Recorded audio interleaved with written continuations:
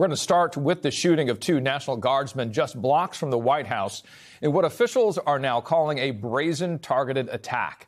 This morning, we learned the names of the victims, 20-year-old Sarah Beckstrom and 24-year-old Andrew Wolf. Both remain in critical condition and both have undergone surgery. And at this hour, the lone suspect in that attack, a 29-year-old Afghan national who officials say served alongside the CIA in Kandahar, remains hospitalized after being shot by responding officers. Authorities say the suspect lived in Washington state and drove across the country to commit this attack. And this morning, U.S. Attorney Jeanine Pirro said the suspect faces 3 counts of assault with intent to kill while armed. Although a motive is still unknown, both Pirro and FBI Director Kash Patel have laid the blame squarely at the feet of the Biden administration, who they suggest did not vet the suspect. We should not have to live in fear in the nation's capital, especially by one who came here from a foreign country. Through a process that was so absurd that he came through and released into this country, as many were, knowing virtually nothing about his vetting. You miss all the signs when you do absolutely zero vetting. And that's exactly what happened in this case. When you, in the prior administration, made the decision to allow thousands of people into this country without doing a single piece of background checking or vetting, that's how you miss every single sign. There are people outside of the Trump administration pushing back on those claims, but Pirro and Patel's remarks mirror the president's, who last night called for a re-examination of all Afghan nationals who entered the U.S. through a Biden-era program designed to help Afghans who assisted U.S. forces after the chaotic withdrawal from Kabul.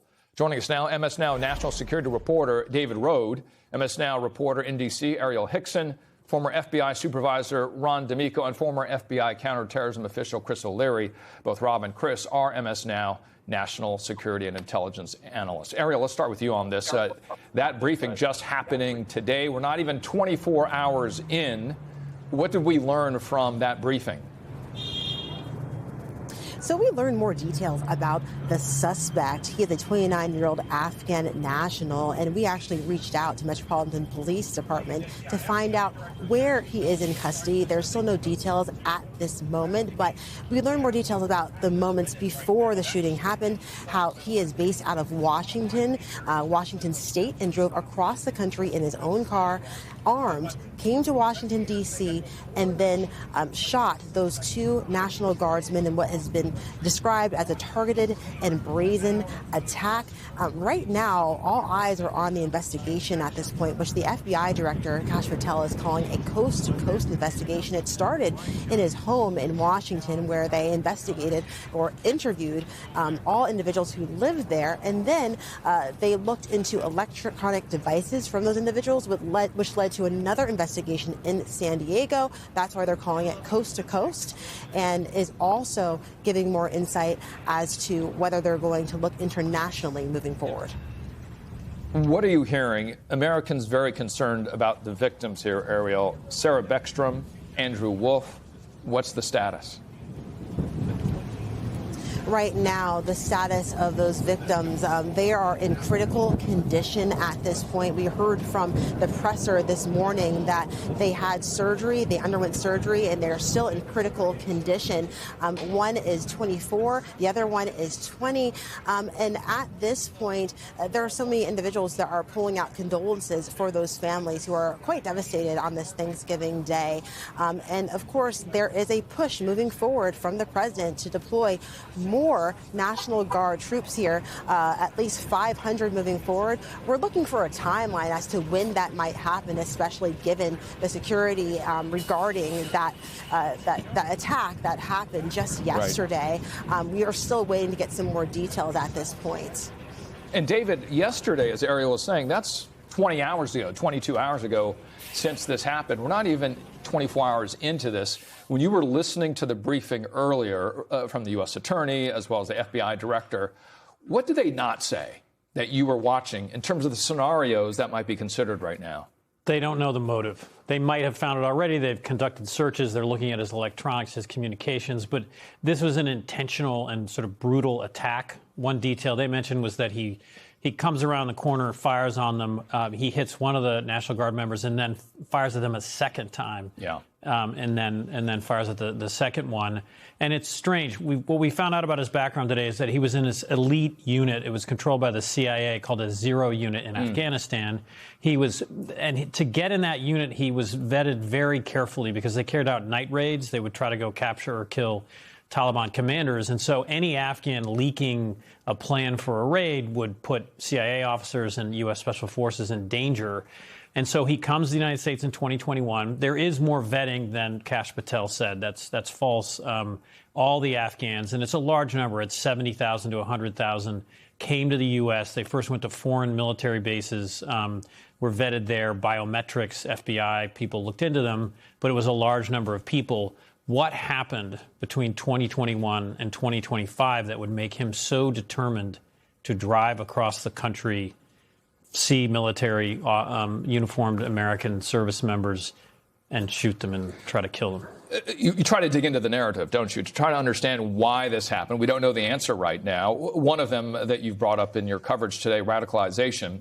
One of the things that also came to mind is, what was his family situation? Many of them have been separated from their families for years in some cases. All this leading into mental health, mental illness, probabilities of radicalization. What do you know about any one of those pieces? So radicalization is possible. There was a case last year of 2 Afghans who also came in the same evacuation program in Oklahoma that planned an attack on Election Day in 2024.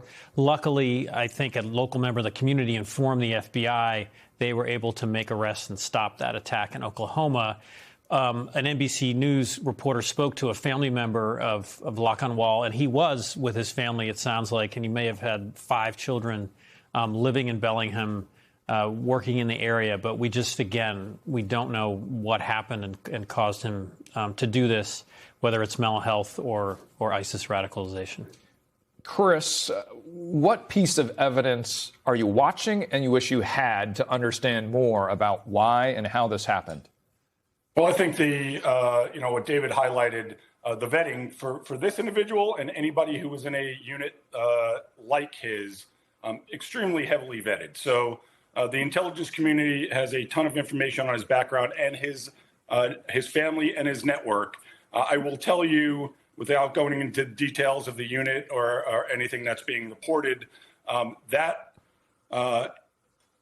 organization and the CIA had their affairs in order during the evacuation. When there was chaos across the rest of the interagency trying to get people vetted and evacuated, the CIA actually had everything pre-planned and had a very orderly withdrawal. And when those individuals from that specific unit that's being reported were brought here to the United States, that information was shared with the FBI. So the FBI would know about this person in their holdings as well, not as a threat, but because he was a partner to U.S. forces for a number of years and the intelligence community. So you can rule that out, that he wasn't properly vetted. A large majority of the others you can certainly point to because it was haphazard, it was chaotic. There was interagency friction, there was compartmentalized databases, all of which made it very difficult. So the idea of going back and rescreening some of these folks, not a terrible idea. But for this individual, that is not the issue. But it brings you to what's the motivation? What's the ideology? Was he frustrated over his last 4 years here in the United States? Did he have PTSD because he was involved in some of the most forward-leaning, special operations type missions in Afghanistan while U.S. intelligence community forces? Did he have a mental break?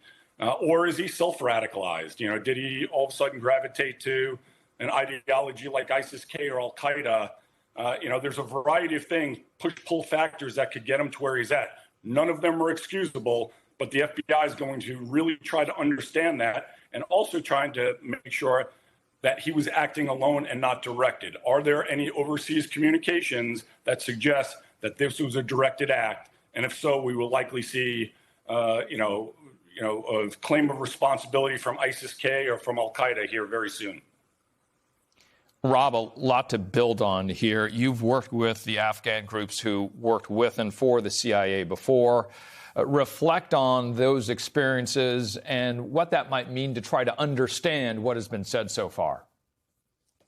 Yeah, we worked with all different kind of Afghan units. When I was embedded with the special ops, especially the tier ones, sometimes you would go out and you would meet them, a unit that actually wasn't a vetted unit, and you would do a compound raid next to them. And because you didn't know, you weren't exactly sure, so you always kept an eye out for them. But then there were the ones that were, vetted, like the CIA units that we used to work with. And they would load up weapons and grenades and just be right next to you. And there was no question about it. The CIA had one of the deepest vetting processes out there. And there's obvious reasons why.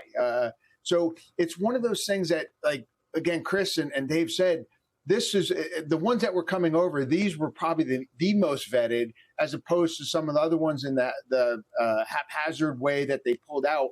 And Afghan people were brought over by vet units. Veteran groups were so proactive bringing these folks over because they fought alongside. I've known Afghans that have lost limbs in operations I was on and killed, and family members. So it's one of those things that it's really tough to look at, because I know how much harder now it is going to be for Afghans to come over here. But as Chris said, we do probably need to that came in this way. But this just wasn't one of them. So again, the FBI has to start with a blank sheet and then start painting the picture from the facts that they find out in the investigation. What radicalized this guy? Was he a long-term plant? It could be, but more likely something happened between the time he came over and his drive here, because to drive across country and do this, there's a lot behind it. Rob, stay with us, of course, on this topic, and putting on your FBI supervisor hat here. This is a holiday. Unfortunately, we do see spikes of violence during these times. Unfortunately, as I was just saying. What might you be looking for if you're with the FBI right now in terms of copycats of what might be more violence against the National Guard that are now serving in various parts of the country? We see this, I think, with all kinds of shootings, political shootings, school shootings. And it's not, I don't want to say copycat, because if you're not thinking of doing something and you see this and say, wait, I want to do this, it's more people that were thinking of doing something and they see an event and they like the results. They like the press that this person's getting. They like the fear that it's driving. And then they start to decide to act on it. I don't think you weren't thinking about this and then see it and want to do it. But now all the people that were thinking about something see this. They like the results, either it's the press or it's the fear that are putting out there. And then they start to really take actionable things to do something violent. So I think you have to watch out for it. I think the National Guard's members that are out there in the communities really have to look out, because they're in uniform. They're very much, visible to the people. They're not, and someone coming up with a gun is not someone that you're looking for all the time. So they're very vigilant, and they have to be careful. Everyone across the country that's serving right now. Ariel, back to you. President Trump, Defense Secretary Pete Hegseth, they're saying more troops are coming to D.C., about 500. What could we expect? What are they thinking about doing this weekend? So there's still more details that need to be ironed out with the timeline as to when they're going to push to have those troops here. We know that this idea of having more troops here in D.C., at least 500 of them, is to make the area, quote unquote, safe and secure. But we've reached out to the White House. We still haven't gotten the timeline on that. And as of now, I could even say, looking around at this location, the scene of the crime, I have not seen one National Guardsman here today. There's been much less of a police presence from yesterday, when this was a real ongoing investigation right behind me. So I expect that we're going to be waiting to hear more details from the White House to get an idea of how that's going to look, especially following the attacks that happened to those two National Guardsmen from West Virginia.